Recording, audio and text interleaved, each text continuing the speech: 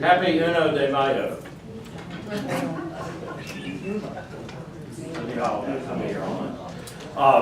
I will call our meeting to order for May 1st, 2018. Thank you very much for coming out tonight and being a part of your local government. Roll call will reflect that all members of mayor and council are present, with the exception of Alderman at Large Mike Rath. As many of you may remember, in April 26th of 2017, Ruth Barr, who was the alderman at the time, was convicted of a felony. And an executive order sent by Governor Deal on the 6th day of June 2017 appointed Mike Rath as her replacement for alderman.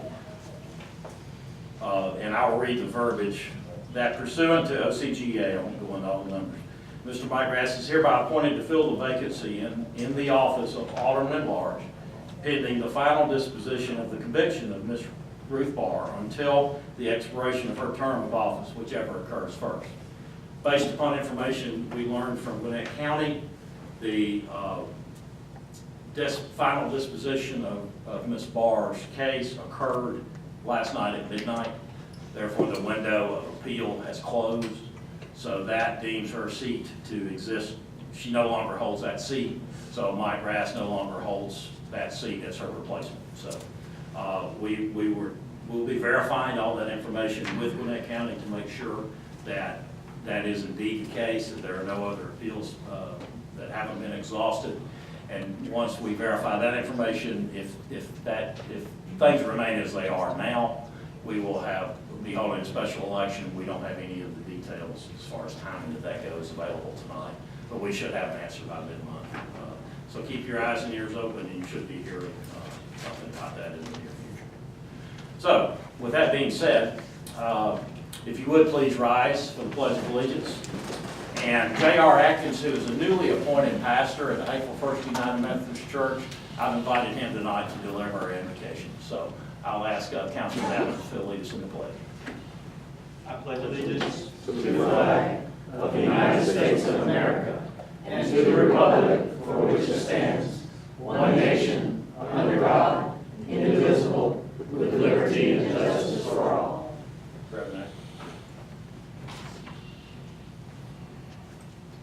Join me, if you will. God of all creation, we gather this evening to bring you honor and praise, and we seek your blessing and guidance for the work ahead. We seek your strength to address the tough issues that face our society today. We offer thanksgiving for the resources that you've provided. We ask that you guide and direct our meeting so that it is full of wisdom, productivity, respect, and cheer for one another. Thank you for helping us to accomplish our work and our goals this evening. Amen. Thank you. You may be seated.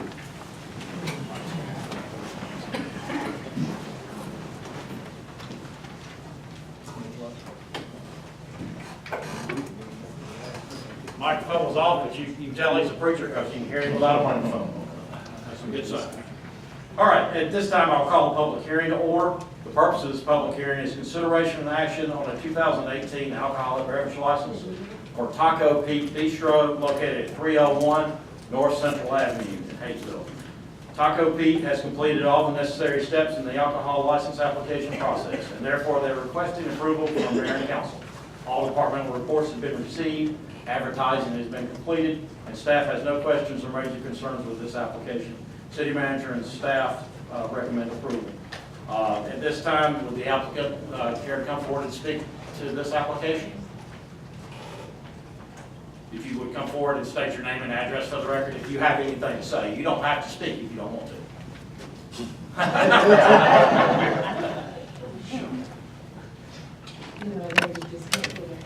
No, ma'am, please do. Thank you.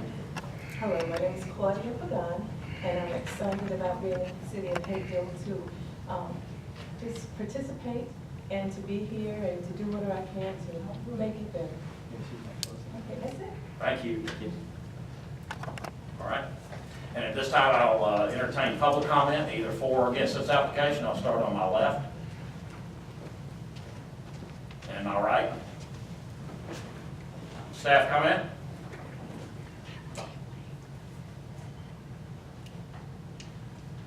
Just want to add that we're looking forward to a long relationship, if council approves, with Taco Pete. Everything seems to pass our staff. Thanks so much. There was a question about a signature on the application, and while it's not, that signature is not reflected in the packets we had tonight, the signature has been taken care of, and the application is on file on the website, is currently up to date with that proper signature. Council, any comments, questions? I had a question.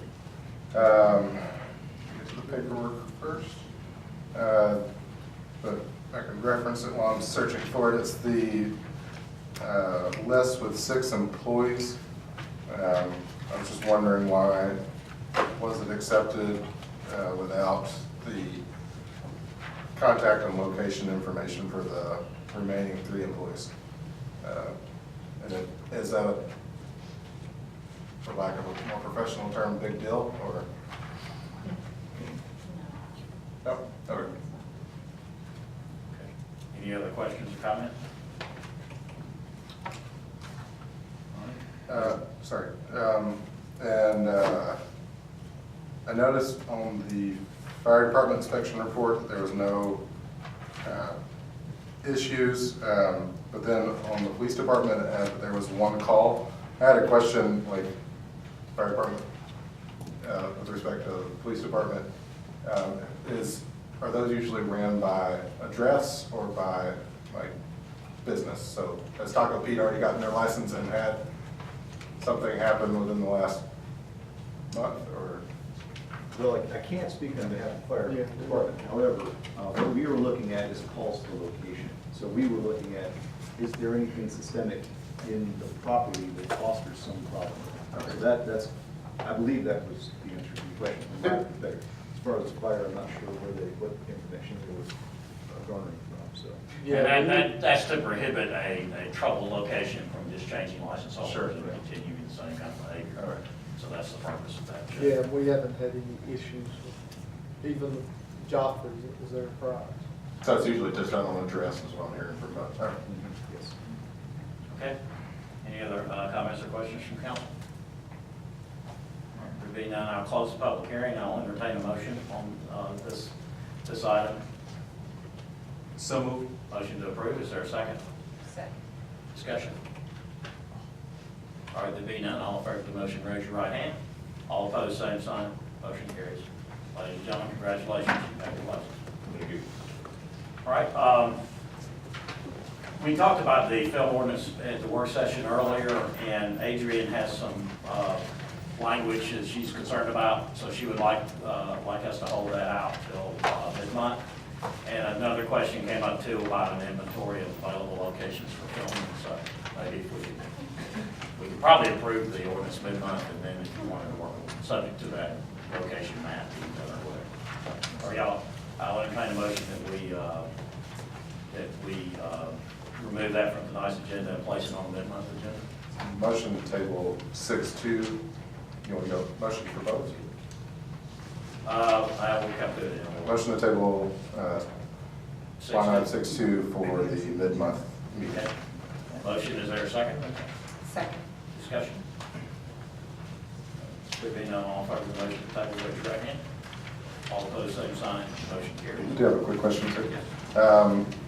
In section 11-14-6A, as it relates to, Of the film ordinance? yes, as it relates to the nighttime filming, be it daylight savings time or non-daylight savings time. I think we had a residential comment at the previous meeting regarding if you have a given geographic locale, so say it's only affecting 3 streets and a certain percentage of residents sign off that they're allowing it to occur on those streets, that would be permissible.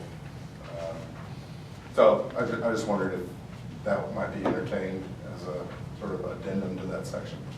Okay. Y'all fine with that, council? Aye. You good with that? It was just brought up in discussion when that came up at the last meeting, that although those streets were okay with that, that it could possibly affect other neighboring streets, so All right. I think that was the issue last time. Yeah, oh, okay, that's what it was. Well, my biggest concern with this was the flashbang stuff they did when they filmed in Thieves. Because it was almost I would say it impacted a third of the city with the noise. It was ungodly. And like Armageddon going on, I should have renamed it Den of Thieves Armageddon, because that's what it sounded like from doing that flashbang stuff. So that's just, all the rest of the stuff, I mean, if a neighborhood's doesn't object to them, well, I know there was a film done over in Virginia Park, and they all got together and signed the releases and everything. I'm cool with all that. I want April to be a film-friendly city, because I've seen what it's done for Fayetteville. So, Yeah, I was thinking the same thing. It depends on what is being filmed. I'm just wondering how far we can go with this ordinance, though, because by trying to fix one problem, we might create 5 more. I don't know. So could it be on a case-by-case situation as far as what type of film would are all involved as far as props or sound effects? I would say if we let staff approve it, that way we don't have to get involved every time. because that can slow the Yeah, process. I think that'd be better for us time. That's part, and that's actually part of why we need to kind of pull the documentation back. Okay, all right. And I was wondering too, there's a website, same way Travis was referring to. Is there a way that we can put like on the city website where residents can submit photographs of their homes with a link to that website? Because that could also attract more filmmakers to the city. In other words, if someone wants to offer their home up to be, Yeah, if they want to take photographs or have photographs taken of their home. Probably would do that. Yeah, because my, a lot of homeowners in my subdivision, they want their pictures up there to have their houses. as long as there's no liability on the city's part, right, you know, whatever waiver or they or whatever they'd have to sign to relinquish us from any problems with that photograph getting out, being shared or whatever. So, I think that's on the website. You have to sign off on some agreement before they can submit the photos. So I think Camera Ready actually offers that service, so if you have a home that you would like to have listed on their websites, I think maybe on the city's website, we can put a link there for Okay. residents to it. We could do that, once we, and that'd be a good time when we finalize this, we can post this, you know, just have a tab that says, you know, film ready or whatever, and they click on that, and then it'll take you to all the various sites. Okay. All right, so any other items on that film ordinance? Okay. All right, then we'll get into, we'll have general questions and comments at the end of the meeting. At this time, I'll entertain questions on any agenda items. That will be items we're voting on, and new business or old business or consent agenda items. Any questions? I'll start on my right and my left. Charlotte? Then you, George.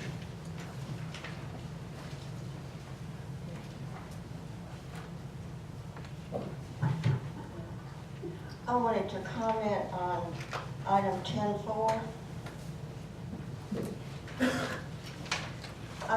I was so pleased to see that the follow-up to the LCI update is going to have programs that encourage public involvement and input. The bar was put pretty high by Sizemore when they did the LCI study. And being a part of that process gave me all sorts of encouragement and hope that we're starting a new era of getting public input and involvement in our planning, which is so important to us. I was part of the core team that worked on the LCI study. And the way they handled it, all of our meetings, whether public meetings or the core team meetings, were announced far in advance, and they were open to the public, just like a normal city meeting would be. And what I wanted to say was, I hope that that will be the case for this follow-up program too, with that same kind of attitude about people coming in and listening and being a part of meetings, even though they may be part of the advisory team rather than, I would agree. I think we've tried over the years, Charlotte, to encourage citizen participation. I can remember being in the recreation center on the floor with magic markers doing a design charrette back in the day. And there were probably 50 citizens there. So I think we do a pretty good job of encouraging. The problem we have is it takes citizens making the commitment and the time. I agree with you. Otherwise, we run into a situation like we've run into on the Dogwood Drive project, where those projects take years and years and years to get done. And then by the time the construction hits the ground, everybody's like, well, I don't remember this. Well, it was 4 or 5 years ago, and the participation was there. So getting that word out and reminding people of the difficulty we have with, if you want something done fast, projects like that aren't going to be done super fast, as we see. So. well, I think some of us made some special efforts to make sure that we did our part in getting the information out when the LCI study was done. And I just wanted to bring that up again because I think it's so important. And they did a great, Sizemore and them did a great job. And I think too, with the advent of social media, it's easier to get involvement than it used to be, in my opinion. So I'm excited about this. I also wanted to mention on the wayfaring and the, what is it, the corridor signage? Gateway signage, that the Main Street Board has been working on those kinds of ideas now for several years as part of our work plan. And we've been talking about it and continuing to talk about it. So there is a lot of special interest in that for this particular study right now. Thank you. Thank you, ma'am. Mr. Rogan?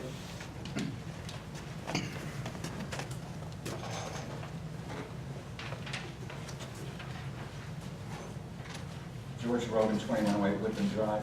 On Taco Peak, when I was looking at the application, I'm hoping that the charge is $2,500 and not $5,000, because this is under 2,000 square feet. Is that right?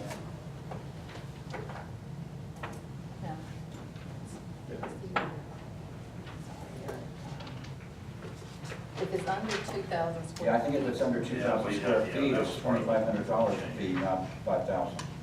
Okay, according to. I think so. Application, Yeah. for if they're selling each, what is it, beer, wine, liquor? Right, Yeah, right, but it's if you look checked at the way the alcohol ordinance was, at least in the past, for under 2,000 square feet, the charge for beer, wine, and liquor is $2,500 and not $5,000.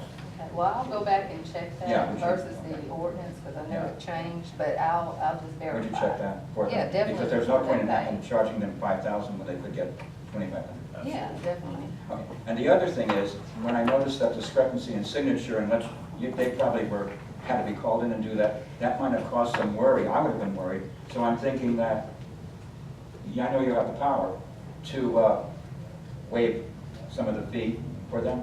Thank you. Thank you. Any other comments on agenda items, Mike?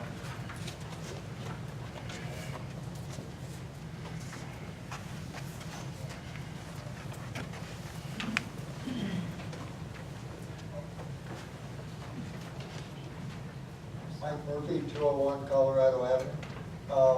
George's question on the fee for 5,000 versus 2,500, that does ring a bell, because remember, we had to give money back to Anita because she was under 2,500, or under 2,000 square feet. Yeah, I don't have the ordinance. Now, I don't know if that ended up in the new ordinance or how it got addressed. Thought it was in I the think we ordinance. did that so that real small businesses, because they can't make a living at $5,000 when they don't have that kind of seating.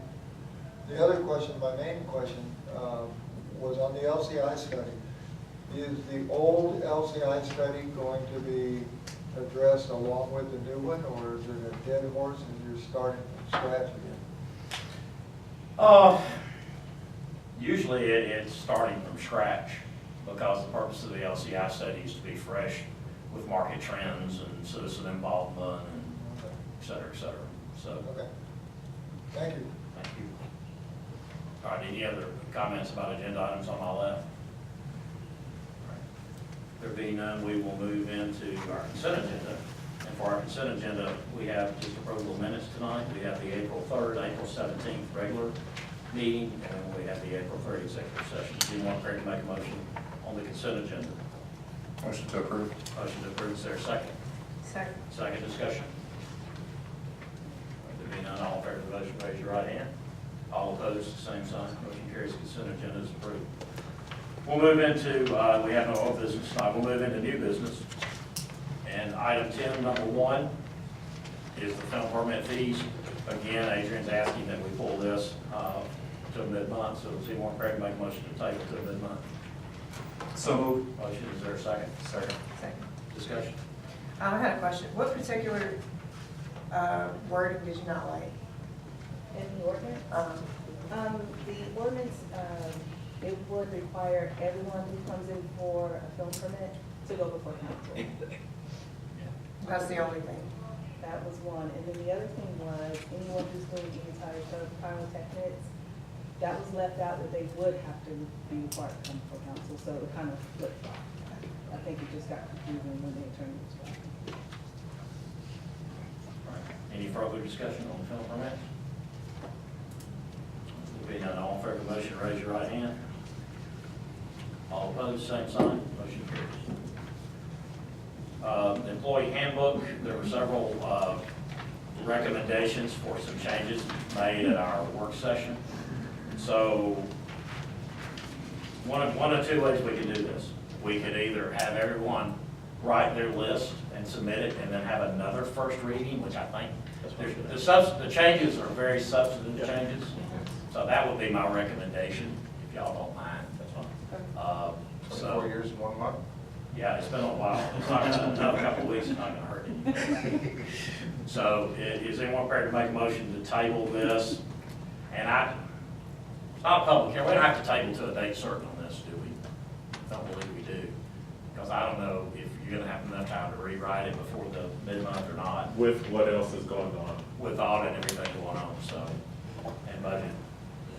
So I'll entertain a motion to table. And y'all, I mean, you put a date on it if you want to, but I just would like to give staff some flexibility with our workload. What do you think is an appropriate turnaround time, Tim? Well, I would expect that probably by the first, we can have about the first meeting in June. We should be able to have that. Okay. I move that we table the employee handbook until first meeting in June, which would give council members to submit their recommendations or changes to. And then we'll cut the. As long as we get the long as we get recommendations quickly. And, all right, so motion to table until the first meeting in June. Is there a second? Second? Discussion? Was there any particular city that you were seeking inspiration from when you were looking at this, or was a lot of it just birth? Because there was some substantial changes, I just didn't know if there was a particular Not that I know of. model. No, it wasn't. I just kind of looked at around Okay. to different local municipalities. See what the trends are. Just to see what they were doing. All right. Further discussion? Being none, all in favor of the motion, raise your right hand. All opposed, same sign. Motion carries. Next item up is consideration action to approve an Arbor Day resolution. Established more than 145 years ago, Arbor Day celebrates and promotes the planting and care of trees. This year, our National Arbor Day was celebrated on April 27th, and in honor of this day, the City of Haverhill hosted an educational event for approximately 30 children at the Hoyt Smith Center. The event took place near the football fields with the kids from Haverhill Elementary School. Children were given coloring books and encouraged to draw and color Earth Day pictures to celebrate Arbor Day. Members of the Public Works Department assisted the children by adding greenery and plants to a small area near the football fields and spoke to them regarding the importance of preserving our natural habitat and recycling. The City of Haverhill urges all citizens to support the efforts to protect our trees and woodlands and to support the city's urban forestry program. So is anyone prepared to make a motion on this Arbor Day resolution? Motion to approve. Motion to approve. Is there a second? Second. Second discussion. There's a few things. Former council person Josh Powell had forwarded me contact information, so maybe the most appropriate person would be to forward to would be ID, I would assume. Trees Atlanta contains us within sort of their sub-area of service. And one of the things that they're focusing on now, instead of giving out trees, is sort of focusing on removal of invasive species like growth on trees, and there's funding available through them that can augment the staff to look into removing ivy, maybe in Schofield Park. I know there's a lot of overgrowth there. Additionally, Roswell has a good setup for Friends of Parks, and there's a group that helped them set it up, Park Pride. So they're a similar organization to Trees Atlanta, but they're focused on increasing green space and increasing appreciation for parks. And I can forward the contact information along for that as well. Yeah, I had a meeting with Trees Atlanta, and folks from, we had it at Porsche, and several people on the Aerotropolis board met, because Trees Atlanta is very concerned about the tree canopy around the airport area. And that's one of the things that we talked about in the meeting. Then my brain exploded and I didn't go to the other meeting. Tim, did you go to that? Or?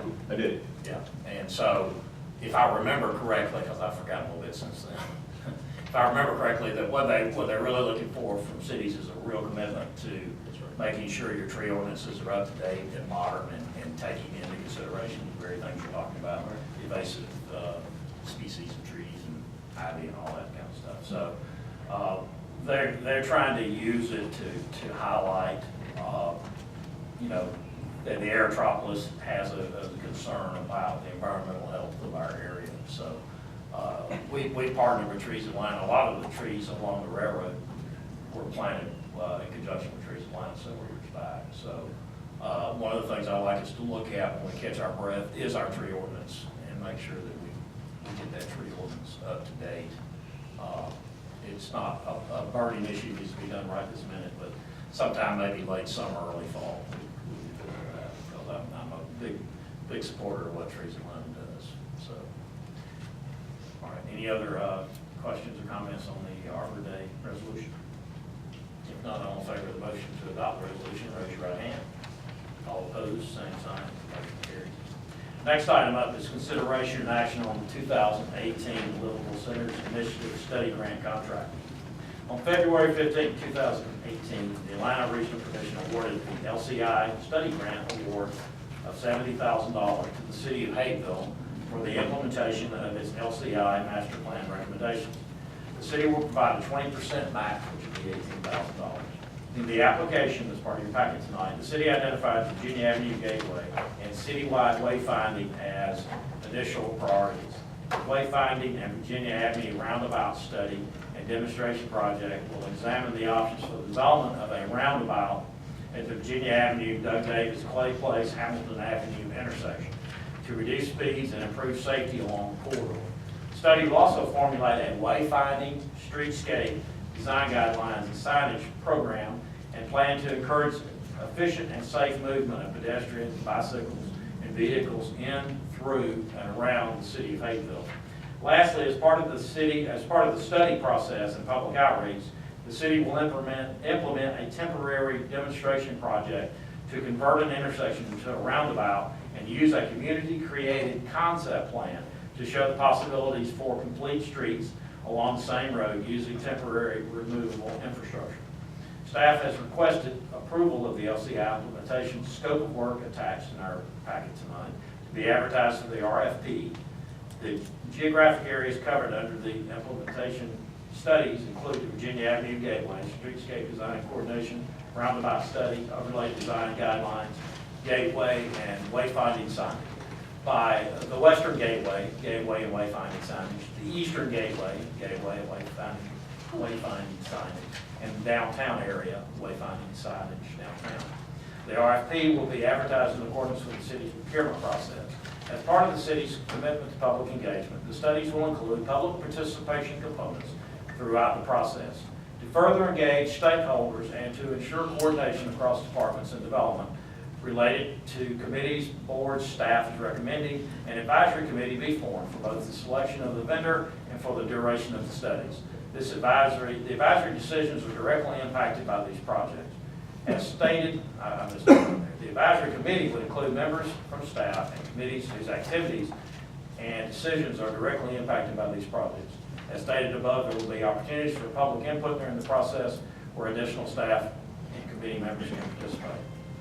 And there's a tax proposal, the advisory committee, proposed advisory committee, city administration, Tim Young, as city manager, police chief, Rick Lapsek, community services director, Lee Sedith, design review committee, 1 member from that board, development authority, 1 member from that board, Main Street board, 1 member from that board, the planning commission, 1 member from that board, and then planning and zoning will be a non-voting member for selection of vendor.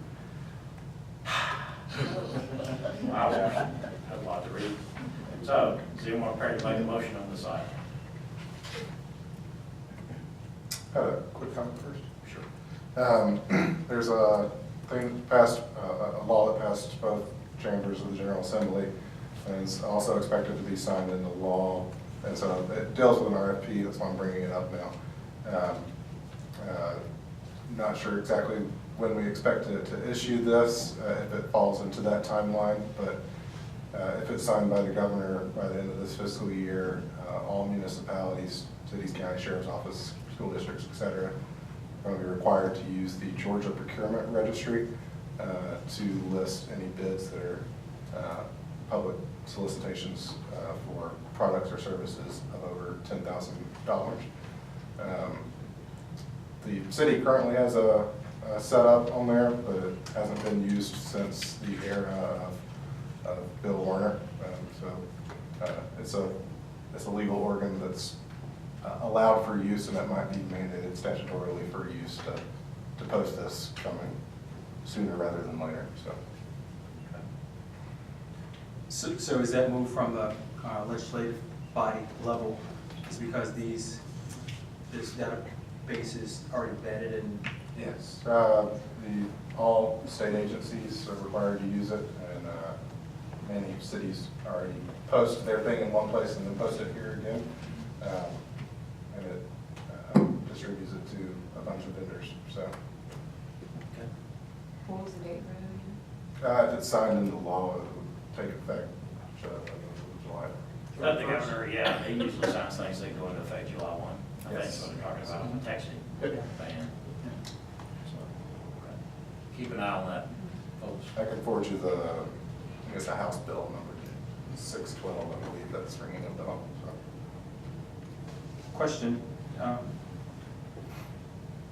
Chief Letmore, for this roundabout, how feasible is it for our emergency vehicles to get it? What was the maneuverability? Not familiar with a lot of roundabouts. We'd have to look at it. We have to see what the dimensions are. Yeah. They're putting them all over the place. City of Fayetteville's got 2 or 3 down there now, and they've just put in a new one down at Pinewood. They've got 2 at Pinewood now. Yeah, So the different styles they put in, some I have. think they designed, Mark, for fire truck access, but So- we want to make sure the ladder truck. So with that said, I would recommend